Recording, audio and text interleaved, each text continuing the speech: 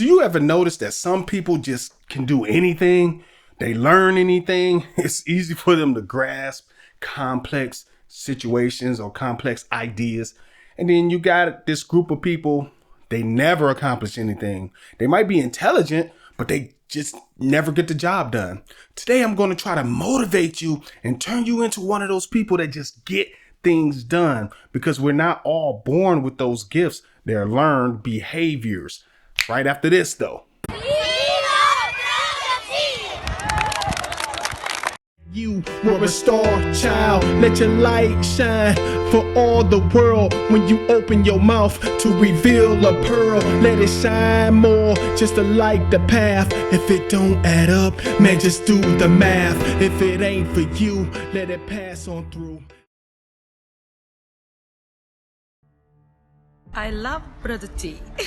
How you doing? This is Terrion Wilson, aka your boy Brotha T, here with another one. So today I'm going to try to motivate you. If you are not one of those people who are self-motivated, take a look around. There's always somebody who's always overachieving.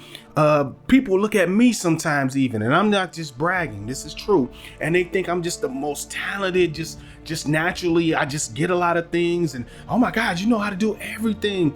No, I don't, first of all, but I know how to do a lot of things, right? Because I have a hunger for knowledge, because I keep going, I'm not afraid to get in there and do it until I get it, right? I don't start off good all the time. Some things I do naturally take to, but it's not always the case. So if you find yourself being a person who procrastinates a lot, for instance, I mean, that's an easy one, right? You can get off your butt and do something. So I guess I can make that number one. Get off your butt and do something, because sitting in one place is probably, and not doing anything, it's probably one of the worst things you can do as an individual, especially if you want to take yourself to the next level of achievement, right? And we're talking anything. We could be talking weight loss goals. We could be talking financial things, even relationships. If you sit back, you don't do anything, and you're lazy about it, you're not going to get anything. Do something if you want something to happen. What's the definition of insanity? I think you know by now. It's doing the same thing and expecting a different result. Stop being insane. Get up and do something. Don't be lazy. The second thing I want you to do, I want you to be very careful who you listen to. Some people have the pedigree that you should be listening to, right? If you're listening to somebody that's in a place where you're trying to get, especially if it's in a certain area of expertise or a certain, industry, then it's quite fine to listen to somebody that's in that position, because they can give you valuable information that you can use as a tool to get where you're supposed to go. So be very careful who you listen to. If you listen to the wrong person, you're not going to achieve anything. As a matter of fact, you're going to end up sabotaging yourself if you listen to the wrong people. Results.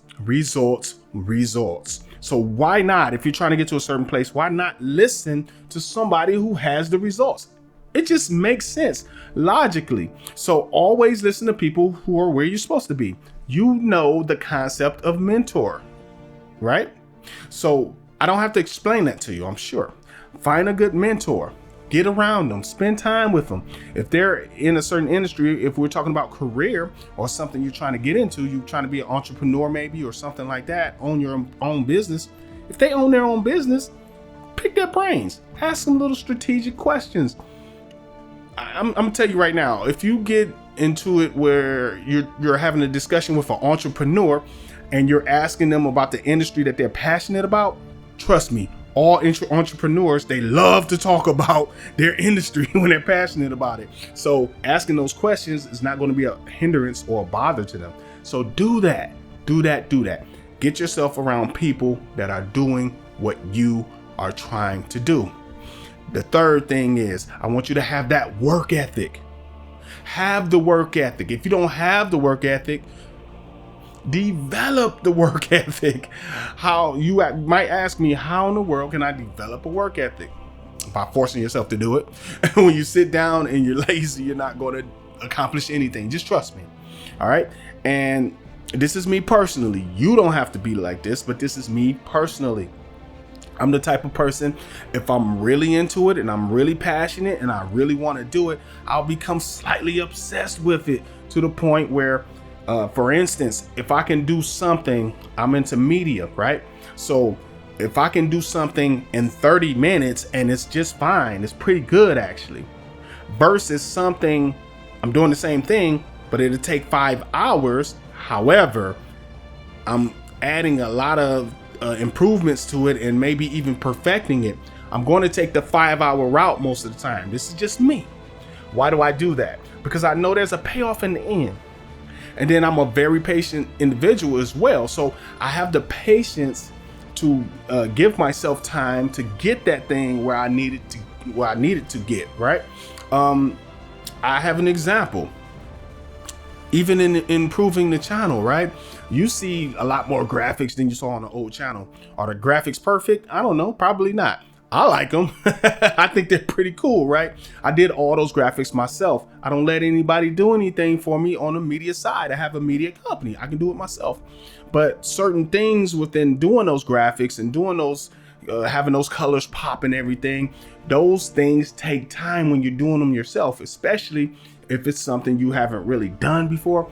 So I took the time to learn that stuff and I did it, right? Instead of versus taking the easy way out of stuff I already knew. If you take that route, and some people over the years, people have given me the label of perfectionist, right? And he think he's perfect and he think he's always right, which is not true. It may look like that because I'm always in a state of perfecting. Every person on this earth should be in a state of perfecting. Being perfect and thinking you know everything and perfecting, two different things. I don't think I know everything, but I know a lot of things, to the point where it could intimidate some individuals, especially if they're not confident in what they know. All right. Or if I know more about a subject than another person. So be careful with that. However, be in a state of perfecting.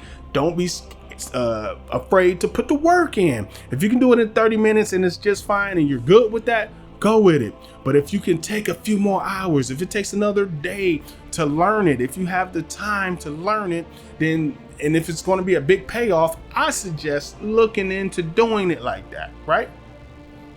And the last thing, it's going to sound a little weird to some of you, but trust me, it works. I want you to be grateful for everything that you are given and afforded in this life. Okay? Everything. And you say, well, how does that make me? Trust me, it works. Because if you get to a place where you feel entitled and things should happen to you, a lot of times they won't. Now I'm going into the law of attraction, right? If you want something so bad that you're not allowing it to happen naturally, and if you think you should have this thing so bad it repels it. Think about a relationship, right? If somebody was always in your face and always, trying to get at you, and they were just to the point where it became annoying, you're not going to love that person more. You're not going to want to be in a relationship with that person. You'll probably run. You'll probably be creeped out even. Ain't nobody got time for that. Because it's just, they feel like they're entitled to you, even though you never built a relationship with me. So how can you be like that? That's some scary stuff sometimes when it's like that. I've had stalkers. You don't want them.